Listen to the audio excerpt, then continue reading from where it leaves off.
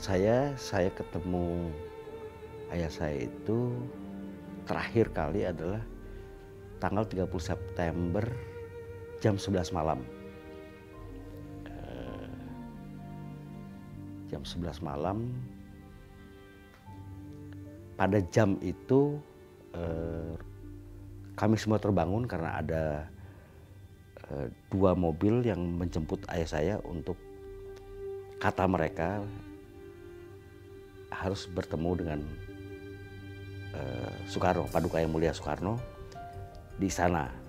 Sehingga ayah saya waktu itu walaupun tidak setuju, tapi akhirnya melakukannya juga karena menurut penjemput dia harus diminta untuk ke istana oleh Soekarno. Di situ juga menunjukkan bahwa sebetulnya kalau disebutkan bahwa Aidit itu dalang dari peristiwa kudeta 30 September itu sangat meragukan, karena di malam itu dia tampak sangat santai. Terakhir dia menerima tamunya itu sekitar jam 10 malam, ya. Karena dia sebagai ketua partai tentu ada banyak tamu ke rumah. Jam 10 malam terakhir dia terima tamunya, dan jam 11 malam dia dijemput. Nah, itu sekali lagi menunjukkan bahwa sangat aneh kalau dia dianggap sebagai dalang dari peristiwa itu, karena sebagai dalang tentunya harus dia markas dengan pengikutnya, dengan para pemberontak itu, jadi misalnya memonitor semua pergerakan orang di lapangan. Itu tidak dia lakukan di malam itu. Jadi sangat santai. Jam 10 malam terakhir dia mengantarkan tamunya keluar, kemudian dia langsung ke ruang kerjanya untuk mengetik, menulis. Biasanya dia kerja sampai pagi gitu ya. Tapi jam 11 malam dia dijemput, dan istrinya, ibu saya, itu sempat marah kepada penjemput karena malam-malam tiba-tiba minta suaminya ikut pada mereka. Tapi karena disebutkan bahwa Bung, waktu kita sempit, segera bergegas. Karena penjemput itu.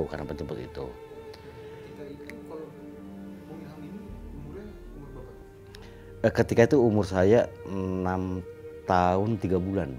6 tahun 3 bulan. Itu Bung sendiri menyaksikan pas terjadi penjemputannya? Ya, sampai di akhirnya keluar. Nah, saat itulah saya terakhir kali melihat Aidit, ayah saya, itu sekitar jam 11 malam di 30 September. Di rumah di Jalan Pegangsaan Barat, di rumah kami.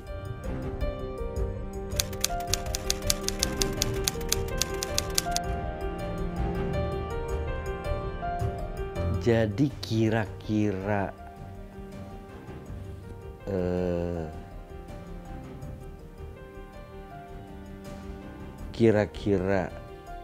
beberapa hari setelah ditemukannya jenazah, kalau nggak salah 4 Oktober itu.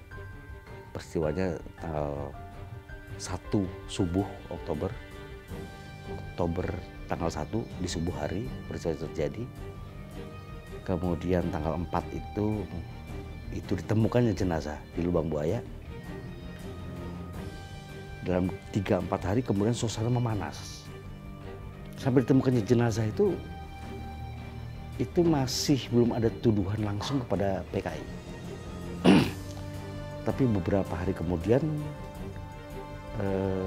tampak sekali ada banyak tulisan di dinding dan teriakan orang yang sudah mengarahkan tuduhan atau fitnahan itu kepada PKI. Suasana itu terasa mulai memanas, dan dalam waktu cepat, hanya dalam waktu 1 minggu setelah ditemukannya jenazah, saya terpaksa dipindahkan ke Bandung. Di Bandung. Jadi tanggal 30 September ayah saya sudah tidak bertemu lagi. 5 hari setelah itu ibu saya juga meninggalkan saya, menitipkan pada adiknya.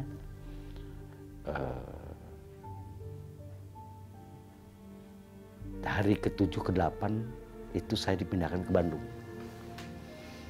Pindah ke Bandung dan di Bandung saat itu mungkin hari ke-10 juga sudah sangat ramai tentang cacian kepada PKI, tulisan-tulisan gantung Aidit, bubarkan PKI, Subandrio anjing packing itu di mana-mana,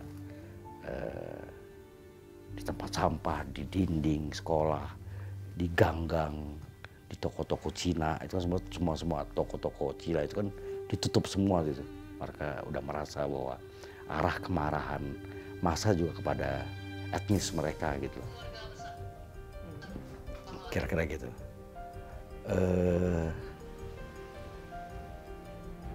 Ya itu yang saya rasakan. Kemudian sekitar tanggal 23 November, artinya kira-kira hampir 2 bulan setelah peristiwa itu, di koran, di Berita Yuda, hanya ada dua koran ketika itu. Semua koran di Bredel, hanya 2 koran, yaitu Berita Yuda sama Harian Angkatan Bersenjata. Itu dulunya milik tentara. Hampir 2 bulan setelah itu, tanggal 23 November seingat saya, ada berita bahwa ayah saya sudah ditembak mati di Boyolali. Jadi berita itu meyakinkan saya bahwa ya betul bahwa saya nggak punya kesempatan lagi untuk ketemu dengan ayah saya.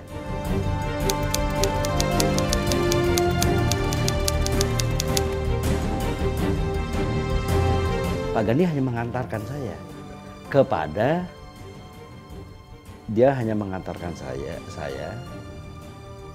ke adik ibu saya yang lain, yang suaminya adalah tentara di Kodam Siliwangi. Tapi akhirnya dia juga terkena. Ya saya nggak perlu sebutkan, tapi dia juga akhirnya terkena karena dianggap dia adik ipar dari Aidit. Kemudian keluarga bibi saya sempat tercekam dan akhirnya saya dipindahkan kepada masih paman saya, tapi lebih jauh lagi jaraknya, yang adalah seorang dosen Unpad ahli kriminologi, dan dia seorang sangat berani. Dia bilang udah ikut saya aja lah, gitu.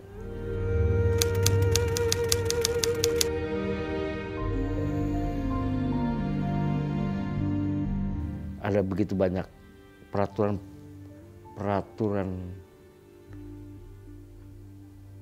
pemerintah di tahun 81 itu jelas menyebutkan bahwa mereka yang terlibat langsung maupun tidak langsung G30S itu tidak boleh, banyak sekali. Guru nggak boleh, jadi pegawai negeri nggak boleh, jadi tentara nggak boleh, pengajar pasti nggak boleh.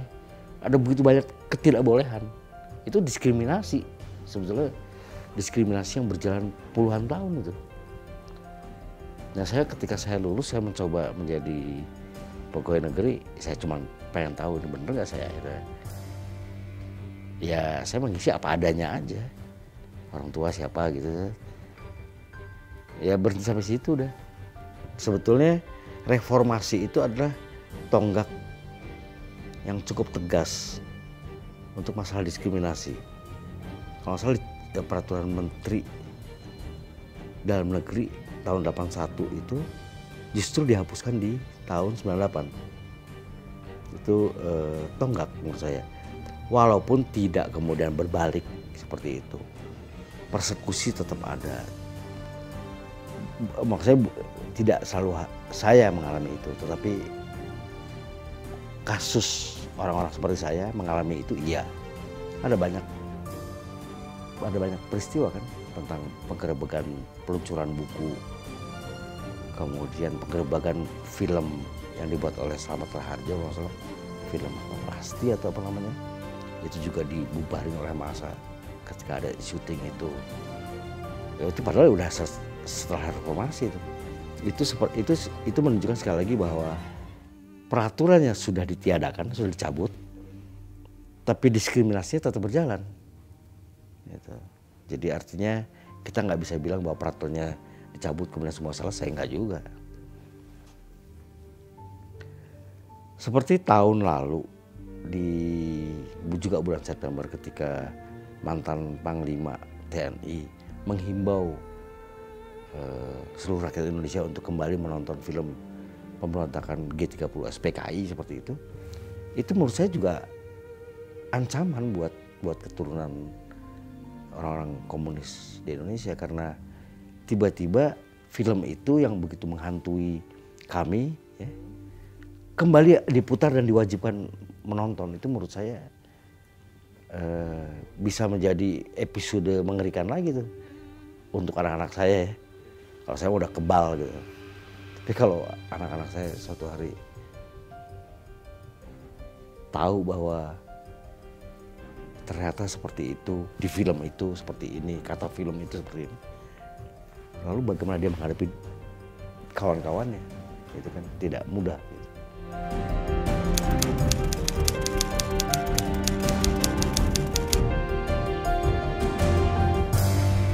Waktu SD itu SD itu kan tentang umur itu kan antara 6 sampai 12 tahun. Saya cuma merasa saya hidup tanpa orang tua kandung. Jadi tanpa orang tua ibu dan ayah. Masalah siapa saya itu buat anak-anak SD mereka tidak terlalu concern. Dan mereka belum tahu ini peristiwa apa yang terjadi sesama anak SD. Tapi ketika SMP itu mereka udah mulai dengar dari orang tuanya bahwa PKI begini. Loh, saya dengar Ilham itu anaknya Aidit, bilang ke orang tuanya. Oh iya, kamu satu kelas ya. Kemudian dia ceritakan, anak-anak ketika itu kan juga termakan propaganda yang dialami oleh orang tuanya. Jadi orang tuanya mengalami propaganda soal pelaku kudeta PKI dan sebagainya, dan anaknya menyimak soal itu, kemudian dia sampaikan kepada saya, ada yang bersahabat, lu anaknya Aidit ya, nah, cuman begitu aja. Ada juga yang kemudian mulai mengganggu saya, sehingga saya menjadi anak yang cukup sering berkelahi waktu SMP. Karena ada beberapa orang, tidak semua orang, ada beberapa orang yang memang mengganggu saya dan ketika itu karena ketidakmatangan emosi saya, maka saya pikir semua yang menghinakan bapak saya harus saya lawan secara fisik, dan itu merugikan saya dalam perkembangan hidup saya. Sekolah saya menjadi semakin terpuruk lah gitu kira-kira. Sampai akhirnya ada seorang pastor Belanda namanya M.A.W. Brouwer. Dia sengaja panggil saya untuk bilang bahwa kalau kamu terus dengan kebiasaan seperti ini, maka nilai sekolah kamu akan semakin buruk dan bisa jadi kamu tidak lulus SMP atau SMA. Ketika itu terjadi, maka kamu akan lebih sulit hidup. Jadi dia mendorong saya untuk mengabaikan semua gangguan dan bullying itu. Dan saya merasa bahwa sejak dia bicara itu, saya betul-betul disiplin untuk tidak mengkomen atau bereaksi untuk tindakan-tindakan bullying itu, sehingga mereka juga jadi jemu juga. SMA ketika itu saya pindah sekolah, pindah ke Jakarta, dari Bandung saya pindah ke Jakarta. Jauh lebih santai karena SMA di situ saya ketemu sebuah lingkungan yang belum tahu siapa saya. Jadi saya lebih santai, tapi akhirnya orang mulai tahu. Tapi SMA juga saya pikir kawan-kawan juga sudah lebih kritis melihat permasalahan itu. Mungkin dia juga dengar dari orang tuanya bahwa semua cerita yang dikembangkan oleh Orde Baru itu juga banyak bohongnya lah. Sebetulnya rupanya itu lebih membantu saya. Waktu saya mahasiswa, justru saya ketemu banyak kawan-kawan untuk teman diskusi saya untuk banyak hal, termasuk peristiwa 65. Dan mereka banyak support, artinya mereka paham, beberapa kawan yang paham juga malah mengajak diskusi itu jadi tempat yang memastikan. Justru ketika saya mahasiswa, gejolak kemarahan itu mulai semakin menghebat. Gejolak kemarahan terhadap sebuah rezim yang begitu kejam, membunuh ratusan ribu orang, korupsi begitu banyak, dan sebagainya, sehingga kemarahan itu sempat mengganggu saya. Ya saya berpikir yang macam-macam lah ya. Berpikir, wah ini harus dibom, segala macam. Saya sempat berpikir menjadi seorang teroris lah gitu ya. Tapi akhirnya saya memilih untuk naik gunung. Karena di gunung kita bisa melampiaskan emosi kita tanpa ada orang yang tahu, berteriak, mencaci maki, dan sebagainya lah kira-kira gitu. Dan juga hal baiknya adalah ketika kita mengalami ketegangan psikis, itu kita bisa mengalihkannya menjadi ketegangan fisik. Jadi kalau kita bergiat fisik itu akan banyak membantu kita menyelesaikan masalah psikis, kira-kira gitu.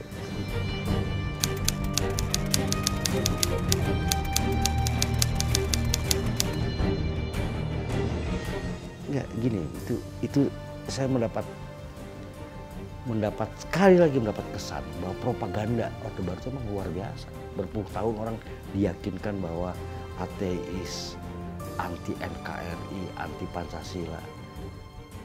Semua orang tahu, bukan hanya ayah saya. Semua orang tahu bahwa orang PKI itu sebetulnya cinta tanah air. Bicara Indonesia tuh, mereka bilang sendiri Partai Komunis Indonesia. Ini saya agak sedikit menyinggung hal lain ya.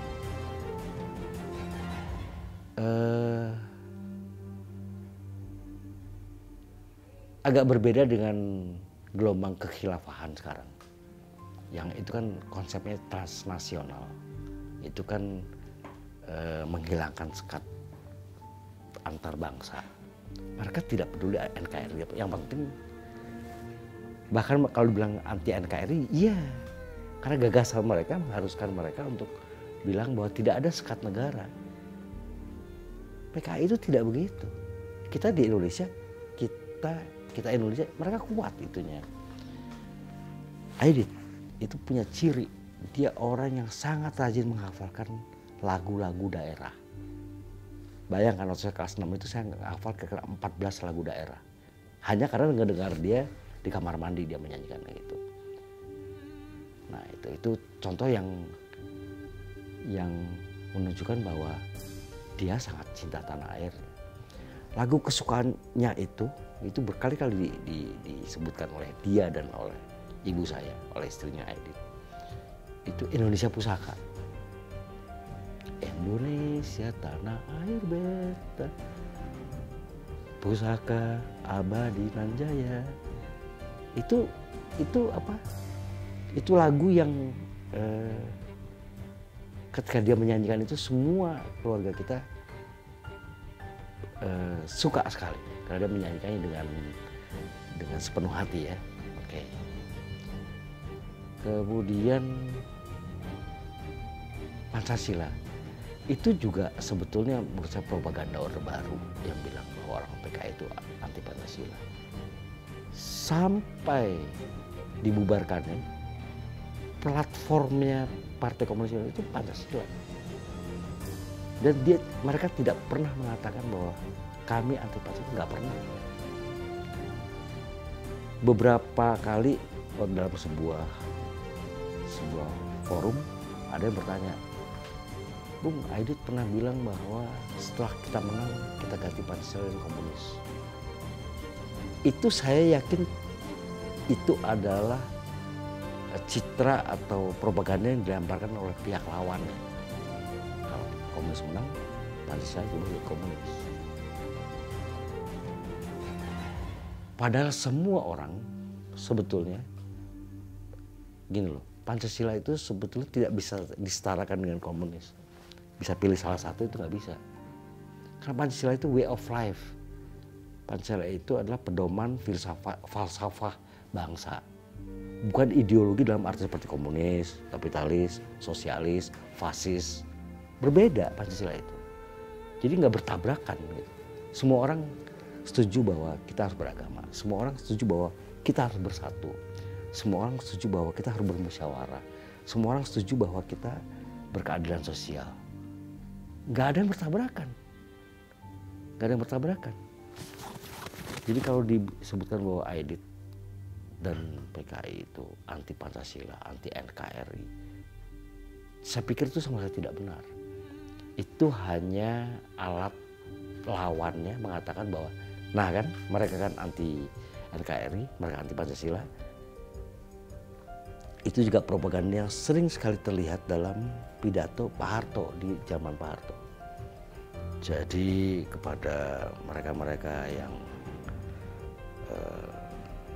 anti terhadap saya itu sebetulnya sama dengan anti terhadap Pancasila. Jadi Soeharto mengidentifikasikan dirinya dengan Pancasila. Sakit jiwa itu. Seseorang mengidentifikasikan dengan Pancasila. Melawan saya berarti melawan Pancasila. Lo emang dia nggak bisa salah? Kan bisa saja salah kan. Nah itu kan apa cara-cara Orde Baru ketika itu. Dia bilang siapapun yang tidak setuju dengan rezim kami, ya tentu anti Pancasila. Jadi itu saya pikir propaganda. Poinnya itu adalah propaganda yang berhasil ditanamkan Orde Baru selama puluhan tahun.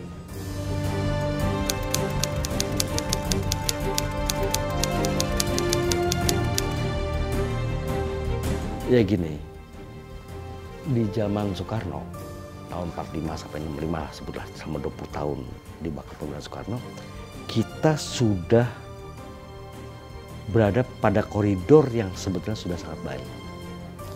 Jadi artinya kita berani untuk bilang kami akan berdikari, tidak mau tergantung oleh kalian, orang-orang kaya, negara-negara kaya. Kami lebih mementingkan national and character building. Itu bahasa-bahasa yang oleh Soekarno sudah diperkenalkan dan sudah mulai dijalankan di tahun 65. Ya artinya sejak akhir tahun 50-an, awal 60-an dia sudah sangat senang dengan lebih baik kita sedikit lapar tapi kita bermartabat seperti itu. Kita harus bisa berdiri di atas kaki kita sendiri. Kita harus bersatu karena dia sudah punya feeling bahwa negara ini sebetulnya punya potensi pecah. Dia punya feeling, makanya ada Nasakom. Dia pikir nasionalis, agama, komunis harus bersatu. Dia logis berpikir begitu karena apa? Karena negara ini juga dibangun oleh unsur komunis, oleh unsur agama, oleh unsur nasionalis. Ketika zaman penjajahan dulu, yang bergerak itu kan dari 3 unsur utama itu. Yang sama-sama akhirnya kita merdeka. Dia pikir ini harus terus bersatu. Jadi feeling atau naluri dia tentang persatuan itu sudah dia pasang di tahun 45 bahkan. Nah, kemudian 74 tahun. Gini, Majapahit itu berumur kira-kira 570 tahun. Sriwijaya lebih panjang lagi, 700-an tahun. Jadi bayangkan umur kita itu, umur Indonesia itu baru 1/10 dari umurnya Sriwijaya.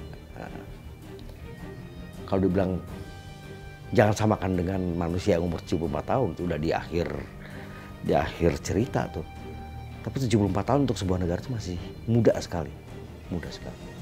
Sialnya apa? Sialnya itu kita, ya mau nggak mau kita harus bisa bilang ya bahwa dijajah Inggris itu jauh lebih baik daripada dijajah Belanda.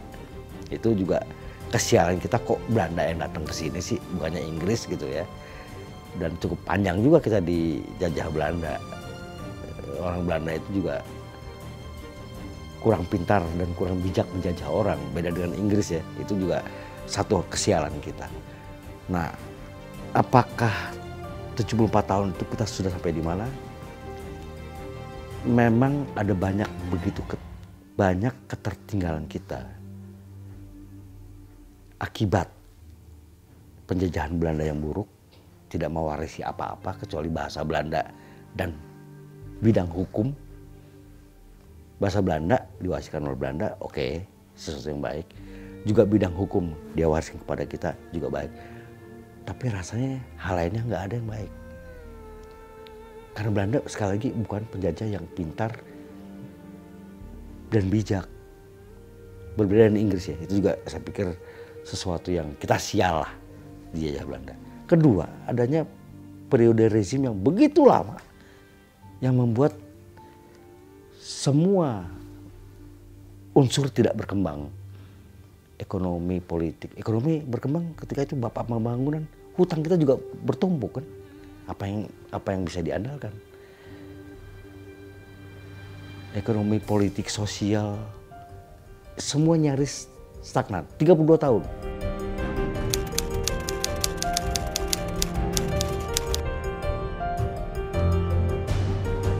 Ya, dan itu menurut saya logis sekali. Pancasila itu sekali lagi adalah way of life,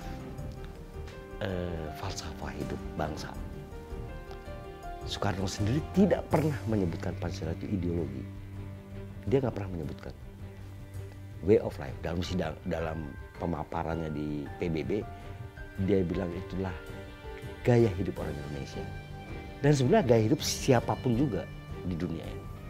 Tentang berketuhanan, tentang bersatu, tentang berkeadilan, tentang bermusyawarah, dan sebagainya. Jadi tidak bisa dibenturkan dengan komunisme, sosialisme, kapitalis. Sosialisme juga berpikirnya begitu, kapitalis juga berpikirnya begitu, tentang persatuan itu. Kira-kira begitu. Nah, Aidit sendiri tidak pernah, no doubt, dia tidak pernah ragu bahwa Pancasila hal yang sangat baik untuk bangsa ini. Nggak pernah ragu dia. Tapi kemudian sistem ekonomi komunis sebaiknya diterapkan dalam kehidupan bernegara di Indonesia. Sistem ekonomi komunis apa? Kira-kira ringkasnya, sederhananya. Semua dimiliki oleh negara. Negara yang bagi-bagi, yang atur. Kira-kira begitu. Itu yang dicita-citakan oleh Pak Aidit kita pikir bahwa yang harus dirancang adalah semua ini harus dibagi rata. Karena kita hidup sama di dunia. Jadi diatur dengan ini itu macam. Dengan sistem apa? Tidak dengan sistem kapitalisme, tidak dengan, tapi dengan sistem komunisme.